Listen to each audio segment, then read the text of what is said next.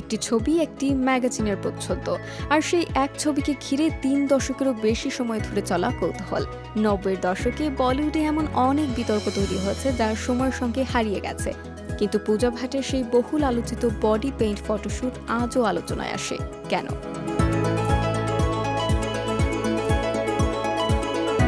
সম্প্রতি এক সাক্ষাৎকারে সেই প্রশ্নেরই উত্তর দিয়েছেন পূজা ভাট। তার দাবি যে ফটোশ্যুটকে ঘিরে এত আলোচনা হয়েছিল সেটি কখনোই বিতর্ক তৈরির উদ্দেশ্যে করা হয়নি, বরং এটি ছিল একটি নান্দনিক ভাবনার বাস্তব রূপ। পূজা জানান, হলিউড তারকা ডেমির বিখ্যাত ভ্যানিটি ফেয়ার কভার দেখে তিনি মুগ্ধ হয়েছিলেন।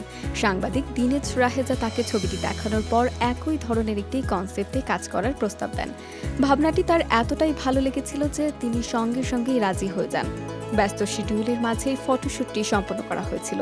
একটি সিনেমার গানের শুটিং শেষ করে রাতে আলোকচিত্রী জগদীশ মালির বাসায় গিয়ে বডি পেইন্ট করান এবং ছবি তোলেন। কাজ শেষ হওয়ার পর বিষয়টি তিনি প্রায় ভুলেই গিয়েছিলেন, কিন্তু ম্যাগাজিনে প্রকাশের পর শুরু হয় ব্যাপক আলোচনা। তবে সবচেয়ে বড় বিতর্ক তৈরি হয়েছিল একটি ভুল থেকে। অনেকেই মনে করেছিলেন পূজা ভাট ছবিটিতে সম্পূর্ণ নগ্ন ছিলেন। সেই ধারণা স্পষ্টভাবে খণ্ডন করেছিলেন অভিনেত্রীও। তার ভাষায় তিনি অন্তর্বাস করেছিলেন এবং পুরো টিম জানত কোথায় সীমারেখা টানতে হবে। পূজার মতে মানুষ ছবিটিকে যেভাবে দেখেছিল তার কাছে সেটি হলো সম্পূর্ণ ভিন্ন। তিনি এটিকে শিল্প হিসেবে দেখেছিলেন, বিতর্ক হিসেবে নয়।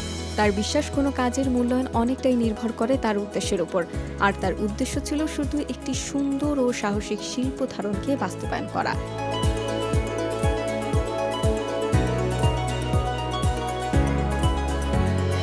সবচেয়ে অবাক করার বিষয় হলো ৩০ বছরেরও বেশি সময় পরও ছবিটি নিয়ে আলোচনা থামেনি।